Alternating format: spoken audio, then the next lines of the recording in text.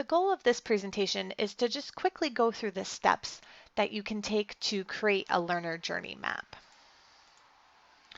Again, just to review, a learner journey map is going to show the path that a learner takes through your learning experience, through a course, a workshop, even an entire program. And that map is going to illustrate the key touch points, emotions, interactions, technology that the learner is going to encounter throughout that experience. The very first step before you even sit down and start drawing this out is to figure out what your goals are. Why are you even making this map in the first place? Are you trying to achieve a certain view of the experience? Are you trying to make an argument to a group of stakeholders about why you need to add or remove something from the experience?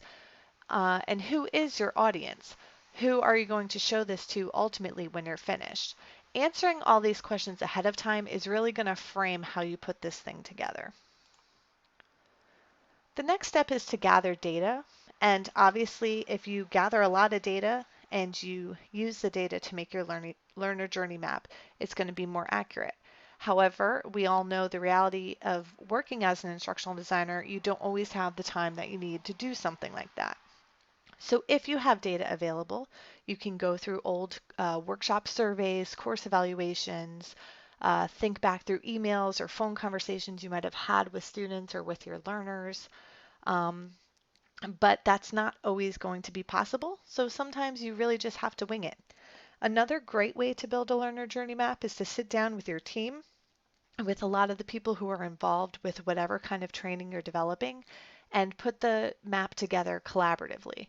This has the added benefit of multiple perspectives on what that student experience is like, and it also then can show what roles each of you plays in shaping that experience. Learner personas are always useful to have in instructional design, even when you're not creating a learner map. A persona basically is just creating an identity for a student or learner. It can be based again on data if you have time and if you have that data, or you can sort of imagine what your typical student is like. Sometimes I develop a couple of them for a learning experience so that I can switch between different roles and see how each different persona might perceive the design that I'm putting together. But basically for a journey map, you just need a name for the persona, job title, roles and responsibilities, what their goal is entering into your learning experience, whatever background knowledge they're bringing in. I always like to put in their motivation level for completing the learning experience, and then challenges or barriers that they might face. So once you've done all that kind of pre-work, now you're going to sit down and make an outline of what needs to go into your map. So you want to figure out what are the overarching phases that your student goes through. So for example, if we're talking about a college course, there's admissions, registration, there's engaging in the course, there's graduation. Those are kind of your top level phases. If we're talking about more of a training and development type situation, maybe you have a new hire, they get onboarded, they begin some departmental training, then later down the line they have to take different kinds of training, maybe sexual harassment training, workplace ethics training. So thinking about the different phases of training that a person has to go through. If you're talking about a K-12 classroom, maybe you want to look at just creating a journey map of just an individual lesson, so how you're introducing the topic, what the practice activities look like, and then what your evaluation piece is looking like.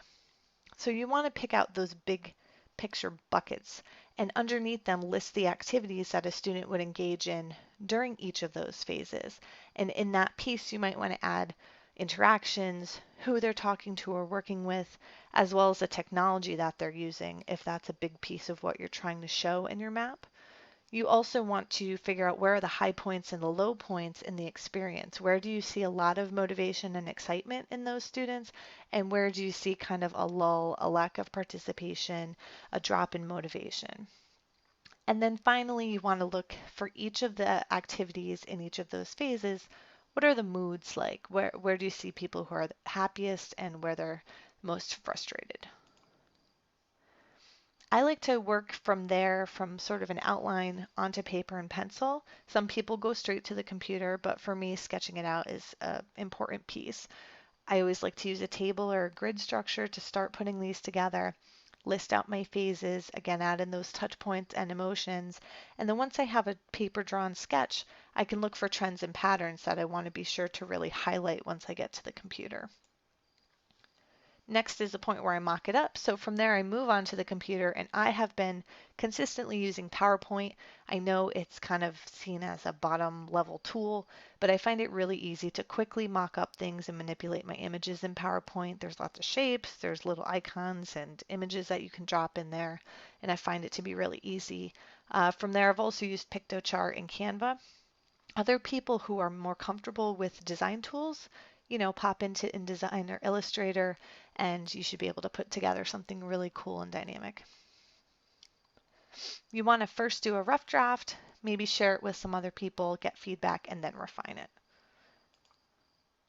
And then finally, you really want to consider if this is something that's going out to people higher up in your organization that we're going to be sharing at a conference or presenting to a large group of people, you might want to invest in having a graphic designer put together something that looks really sharp. You have to really think about whether that's worth it or not and what the purpose is. If you're just sharing this within your department, that original paper sketch might be enough to really illustrate your point. And then finally, you're going to present it to your audience. So whoever you were designing this for in the first place, it's a great idea to send it out beforehand so they can have a look over it. Sometimes they get rather complicated, so having some time for people to read it on their own, digest, and then get together and comment on it can be useful.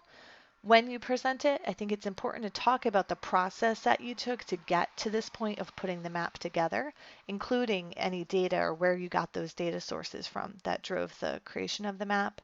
Highlight those key points, the successes and the low points, and then include suggestions of how you can fix things. Obviously, people always like to hear suggestions.